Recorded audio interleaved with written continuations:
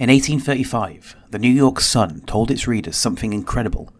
Astronomers had discovered civilisations on the moon. Not bacteria, not single-cell blobs, no. They claimed there were bat-winged humanoids soaring over lunar forests, goat-like unicorns grazing in the meadows, even beaver-people living in their own lunar cottages, complete with cooking fires. And for about a week, people believed every single word. It was the 19th century equivalent of going viral. A blockbuster series of fake news, stories so outrageous, so shameless, that they still read like a shitpost today. Today I'm probably not true. When Victorian journalism meets cosmic clickbait, how the moon got its first housing crisis, and why the greatest hoax of 1835 makes a weird amount of sense in a world that still believes lizard people run the government. Welcome to Probably Not True, the podcast where the conspiracies are older than you think, the facts are fuzzier than lunar dust, and the punchlines are made of cheese. So, let's set the scene.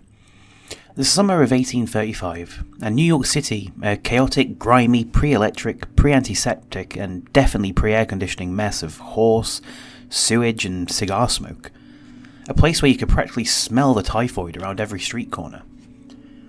And what did people do for entertainment in a world with no radio, no Netflix, and no TikTok reels to rot their brains with?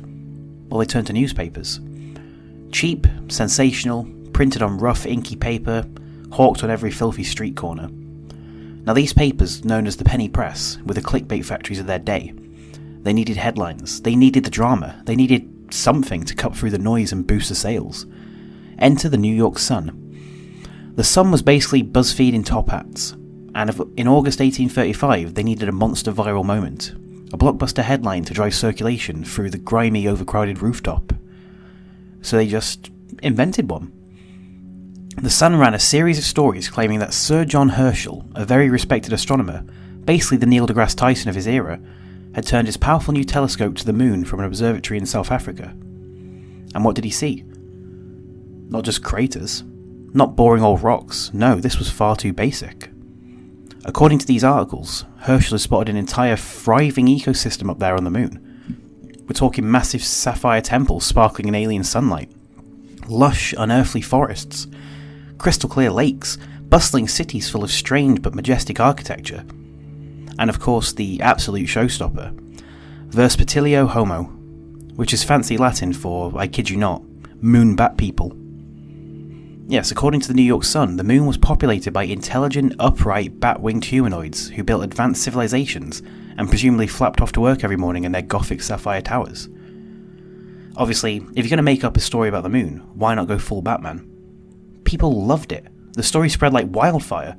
The New York Sun's circulation exploded, other papers reprinted the story, sermons referenced it. Nobody cared to check their sources, because why would you want to ruin a good cosmic soap opera with facts? In short, it was the Victorian era's greatest moon-based blockbuster.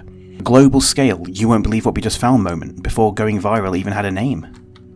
So, who was Sir John Herschel, really?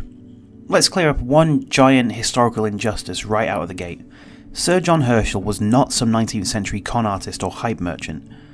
In fact, he was one of the most respected scientists of his day, a serious astronomer, mathematician, and all-around science celebrity. He was the son of William Herschel, the guy who discovered Uranus. Pause for the jokes.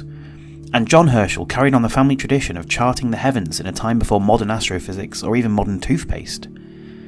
By 1834, Herschel had travelled to the Cape of Good Hope in South Africa to build an advanced observatory. His mission? To map the southern stars and make genuinely important contributions to astronomy. You know, actual real science. He was working with the best telescopes of the day, grinding his own lenses, making methodical observations, and taking star positioning so seriously you'd think he was collecting Pokemon cards. However, the New York Sun decided he needed a bit of spicing up for their readers. So while Herschel was dutifully scanning boring actual star fields in the southern sky, the Sun's reporters essentially put words in his mouth, claiming that he discovered an entire population of flapping intelligent bat people, crystal cities, sparkling temples on the moon. They made it sound like Herschel had stumbled upon the moon's version of Las Vegas, complete with all the alien nightlife. So for the record, Sir John had no idea that any of this was happening. He didn't see the articles until long after they'd gone viral by 1830 standards, and when he did read them, he was, to put it politely, absolutely mortified. Imagine being an award-winning scientist whose entire life's work was reduced to, "You right mate, found any bat people lately?" The hoax just didn't damage his reputation, it followed him for years. People actually showed up asking if they could join expeditions to the moon. And the poor guy had to keep explaining that no, he hadn't discovered moon bat cities. Thank you very much, now please go away so I could measure star angles in peace. In short, Sir John Herschel was the unwilling star of one of history's biggest fake news scandals, an astronomer who just wanted to study real stars, but who ended up accidentally creating the most popular moon myth of the entire 19th century. So, let's break down exactly what these 1835 storytellers claimed to see through Herschel's imaginary telescope.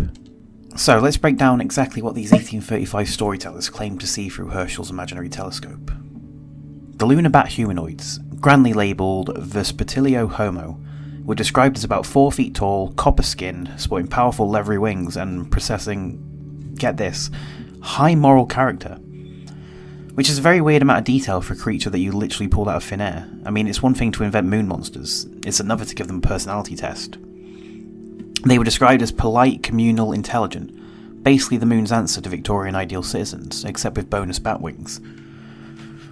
But the nonsense didn't stop there. Oh no. Because if you're going to feed your readers pure 19th century baloney, you might as well go for the whole buffet. So the article also described unicorns grazing on silvery lunar plains, because why wouldn't there be unicorns up there? Beaver-people, upright tool-using beavers who built houses, cooked their own meals, and apparently hosted dinner parties on the moon. Imagine a colony of beavers in cravats swapping casserole recipes under a sapphire temple. I'm pretty sure I saw that in Narnia. And all this was fed to the public chapter by chapter. Every day the Sun printed a new instalment of the moon adventure, complete with a cliffhanger about the next breathtaking lunar discovery. It was the first serialised soap opera in American journalism. Day 1, bat people. Day 2, beaver people. Day 3, unicorns. Day 4, more bat people. Each day more ridiculous than the last. And people absolutely lost their minds. They queued up to buy the next paper, the same way that we queue for the next episode drop of a true crime series.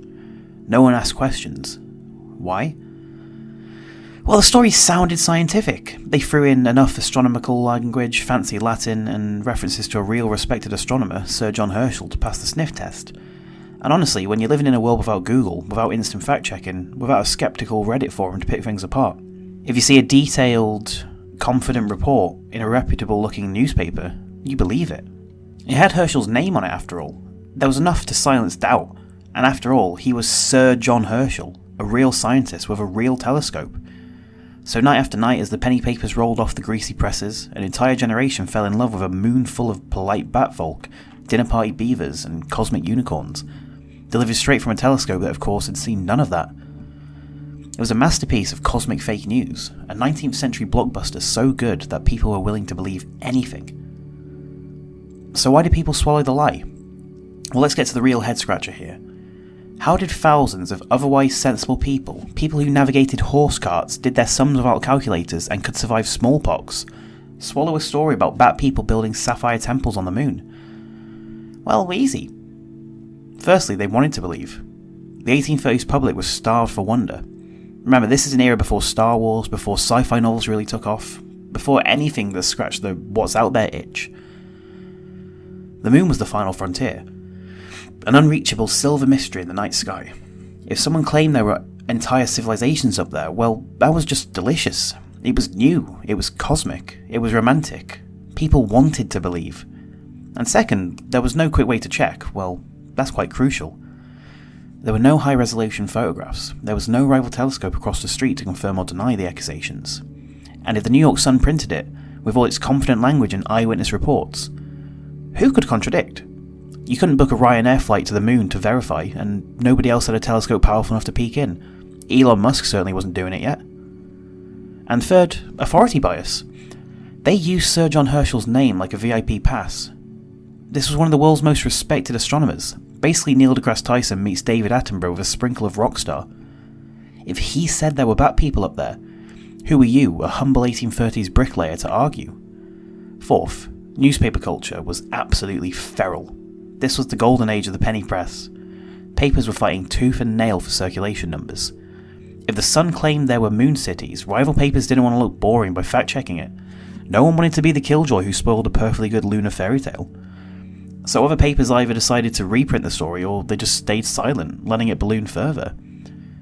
It was basically the perfect storm. No photos, no rival telescope, a huge public hunger for mystery, an astronomer's name as a seal of approval, and zero functional fact-checking capabilities. In other words, it was all Victorian clickbait. No internet, no skeptical Reddit threads, no snarky science YouTubers to call them out. So the moon bat people story spread like cosmic wildfire, and for a brief, glorious moment, people really believed that humanity had neighbours just 250,000 miles away, living their best polite, copper-skinned, wing-flapping lives under sapphire domes. Eventually, as happens with most excellent scams, reality caught up. A few sceptical scientists, bless their dusty 19th century lab coats, decided to actually look into these stories. They aimed their own telescopes at the moon. They flipped through their star charts and, to the surprise of absolutely nobody, found nothing. No sapphire temples, no lush lunar forests, no polite bat humanoids sipping tea on craters, just a cold, crater-pocked wasteland. Meanwhile, word started to trickle all the way to Sir John Herschel himself down in South Africa, where he was actually trying to map real stars like a responsible scientist.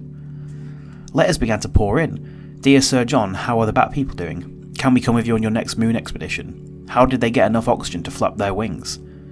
And Herschel was furious. I mean, can you blame him? He spent years meticulously charting the night sky, working under dangerous conditions, battling colonial politics, mosquitoes and 19th century plumbing, only to have his high reputation hijacked for a cosmic soap opera about moon beaver dinner parties.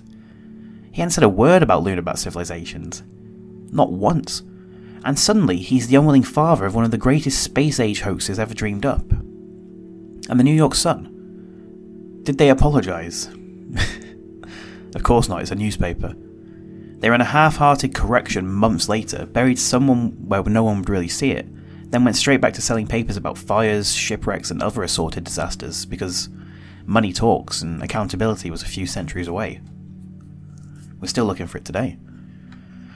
As for the public, well, they mostly moved on. Some folks were embarrassed, some pretended they'd never actually believed it, even though they'd lined up for every new instalment.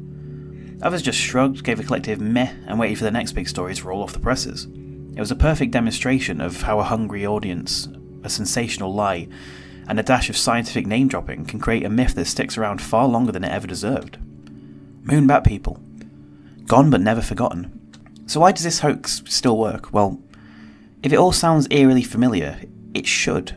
Nothing about the Great Moon hoax is unique, except the 1830s backdrop of top hats, filthy streets, and a newspaper economy built on ink-stained shouting. The blueprint for fake news was alive and thriving in 1835, and, spoiler alert, it's still thriving today. Step 1, make a big claim. Something jaw-dropping, something guaranteed to go viral, even if your viral is measured in hand-cranked printing presses instead of TikTok views.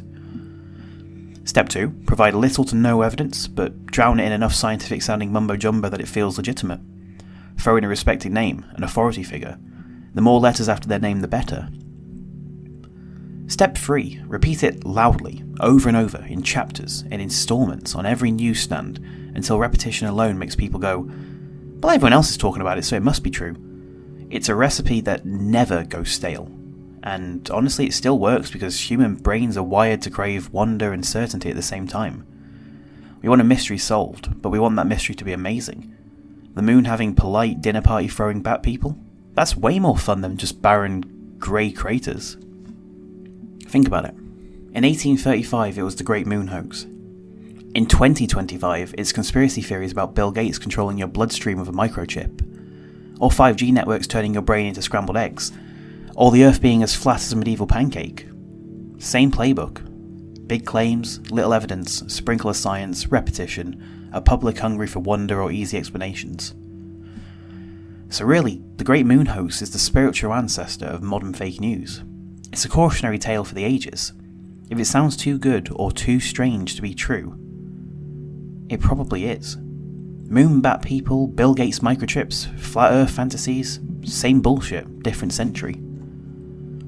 On the probably not true believability index, the Great Moon hoax of 1835 scores a solid 1.9 out of 10 lunar unicorns. Let's be honest, it's spectacularly dumb, spectacularly false, but in a way you almost wish it were true, right? Because how amazing would polite copper-skinned bat people be, hosting dinner parties under sapphire temples, gossiping about lunar unicorns, giving etiquette lessons to beaver folk who build their own houses. If only, that's the dream. Sadly, it's pure 19th century fiction, served up with a sprinkle of science-sounding nonsense and an extra helping of wishful thinking.